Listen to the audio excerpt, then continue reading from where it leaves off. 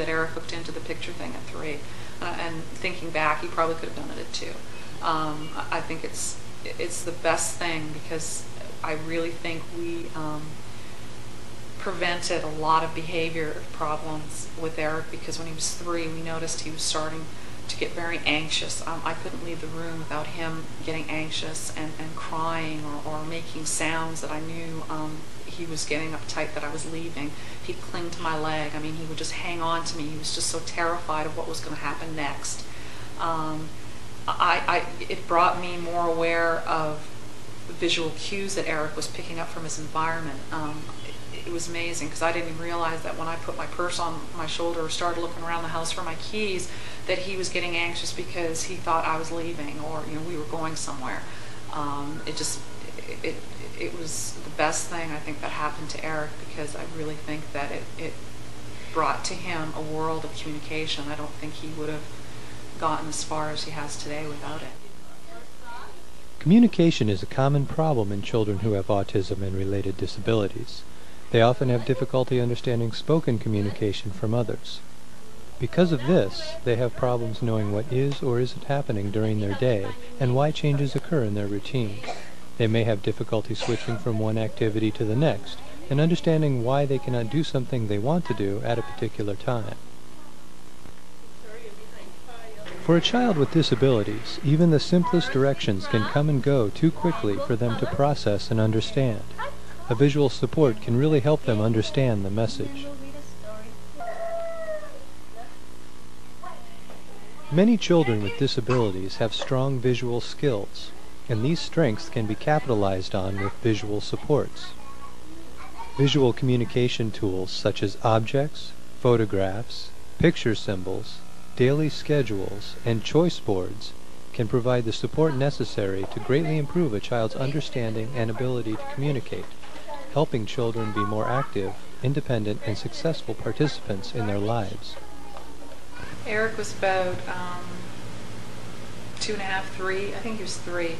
And we started using visual supports when Card came and introduced them to Eric. It was pretty new. We had no idea what it all was about and everything that was explained to us. And we started implementing them in our home. We used photographs, actual photographs of things, and also things that we didn't take pictures of was like food. Like we cut out cardboard, little squares of what the food box was, like if it was cereal or goldfish or crackers or something like that, so that it was an actual picture of whatever it was, and put them on a mat, and then had Velcro on the back of them, and that's how we basically started.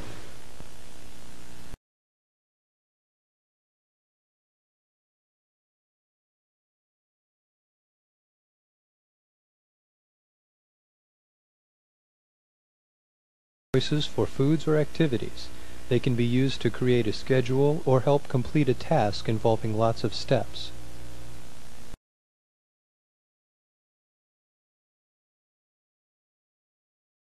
Supports, keep in mind that you don't want your child to struggle to understand what the individual pictures mean. You don't put your appointments on your calendar in another language, so don't use visual supports that are difficult for your child to interpret. Abstract images can be hard for some children to understand, so you may need to use a photograph at first instead of a picture symbol. Using colored or larger size symbols can also help your child understand more easily. You can also add words to the pictures or symbols to help teach them to your child, but remember to put the exact word on the symbol that you use with your child. If you ask your child if he needs to go potty, don't put toilet or bathroom on his picture symbol. Put potty. Eric progressed so well with the visual supports. I mean, he went from actual photographs of things to his speech therapist started introducing at about the age of 4 computer images, like symbolic images of what we were asking of, and he transitioned so quickly into that I was surprised, because I didn't think that he would take off from actual pictures to symbols. And once we used it once, he was able to use it, the second time, and he just carried on from there.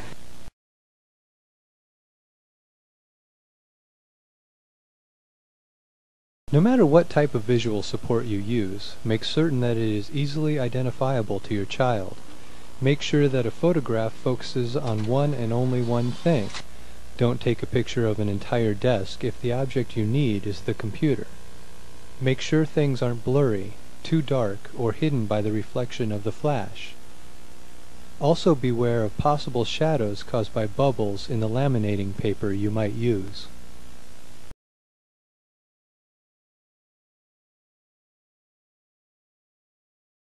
Paste photographs to poster board or some other backing material. Laminate symbols with clear contact paper. Attach Velcro or magnets to the back for easy use.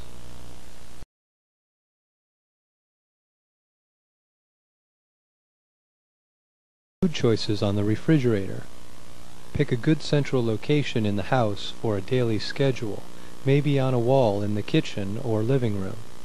If your child moves around a lot, playing inside and outside, you may want to create a portable schedule out of a photo album or 3-ring notebook that she can take with her. It's a good idea to use a stop pocket or box with a picture schedule. This is a place, like a basket or an envelope, where your child can put a symbol at the end of each activity. It can also double as a way for your child to say he would like to stop doing an activity. Another option is to have your child simply turn the pictures over as each activity is finished. You will also want to have a no choice symbol for use when a food or activity is unavailable as a choice. I think what our main goal was when Eric was 3, he really didn't have, I guess, any incentive to make choices or really understand that he could pick and choose things. I think he just was very passive and took whatever I gave him to eat and for snacks, and he wasn't verbal at all, so he never really let us know what he wanted or where he wanted to go or anything like that. And it was important, we were told it was important that he start making choices because this would be, a progress for communication. And we started using them just to kind of showing him that a picture does correlate with an object like food or going outside or swimming or something like that. So that's how we initially started, and then we started doing it as if he has a choice. In other words, did he want crackers or did he want fruit for snack? And for the first while, for him, it was like, what are you doing with these pictures? And to be honest with you, I was a bit skeptical because I thought this isn't going to work. I don't know, this is just too simple. It's just not going to work. And one day, it just happened to click. He was sitting at the table for snack, and we gave him 2 pictures. I think it was goldfish or fruit, I don't remember. And he sat there, and I don't know if he just glanced at one picture, stared at it longer than the other. I don't think he pointed. And we jumped up and said, oh, okay, you want this. And we ran to the cupboard, and it was the funniest thing because it dawned on him that he actually had a choice. So he almost made a game out of it. He was giggling and laughing, and he was pointing at another picture, and we jumped up and got that and ran back. And I think he went through about 3 or 4 pictures, and he was laughing hysterically. And it was almost like a light went on, and he realized, hey, I can actually have a choice in what I want to eat.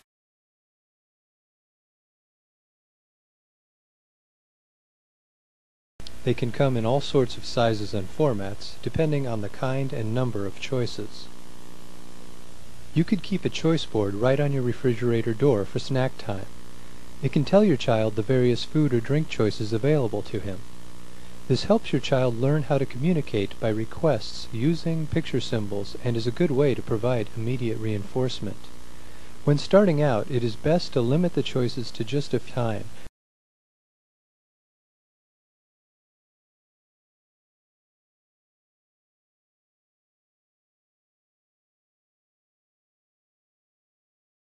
Later, as your child has learned to use the pictures, he may have a whole book of choices.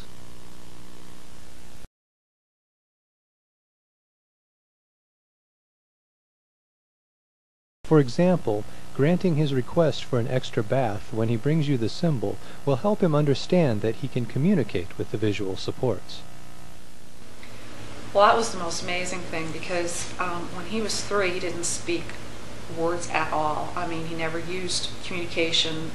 It was more for self-stimulation, if anything. It was never an appropriate use of words to ask for things or to express himself or anything like that. So when we started giving him choices on the foods and the activities that he could do, I think we were doing it for about a couple of months, and one day, it was a Saturday morning, and he just walked up to our board that we had all these pictures for activities and food that on this board. He just pulled off a picture of our play set outside, and he walked right up to me, handed me the picture, and said, "Outside." I mean, I almost fainted because it was just out of the blue, and he just started almost like it took the pressure off of him to speak when he handed me the picture, and then it just became automatic for him to say the word for the picture. And after that, he would start saying a word and then run to the board and pick up the picture. I mean, it was wonderful because we realized he was really trying to communicate with us, and I was able to use words. It was amazing.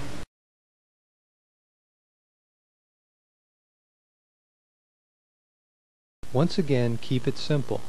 It is best to include only the major portions of the day. Otherwise, the schedule might get too long and difficult for a child to follow successfully.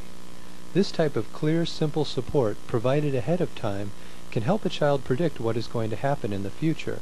It also helps her understand when there is a change in the routine so she can adapt and become more flexible.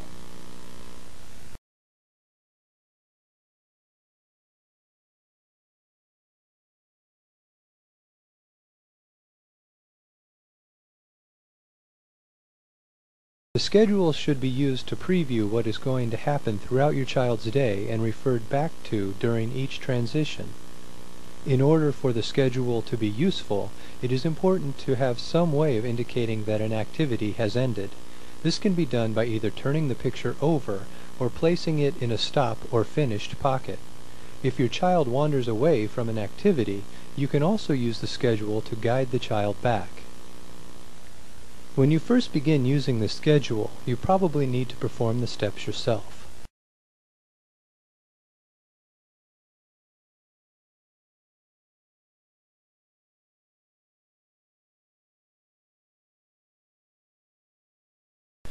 For example, when you are first reviewing the schedule in the mornings, you may need to put it together yourself, but soon your child might take part by placing each picture on the board as you hand it to him. I think the pictures helped him realize that communication, even if it was with pictures and I think with words, that they meant something. I don't think he realized that it meant anything. I think he thought that it was just for his own enjoyment to make noises, and we were just nattering at him. I don't even think he realized we were even asking anything of him.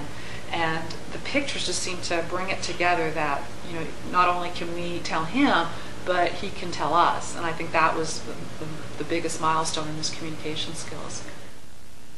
Mini schedules are useful in targeting certain events or tasks in a daily schedule where a child has difficulty. It breaks a larger task down into smaller steps which are easier for a child to handle. If your child does well following his schedule during the rest of the day, but at bedtime he often forgets parts of his routine, a mini schedule might be a good solution. It breaks down the larger task of getting ready for bed into simple steps, which are easier for him to follow. Another reason for using the mini schedule is if different people put him to bed. It can ensure that everyone has your child follow the same sequence of steps. Mini schedules can be used for going to the bathroom, morning and nighttime routines, and getting ready for school, among other things. Remember, when you start using visual supports, whether with choice boards or schedules, it is important to remember these key things.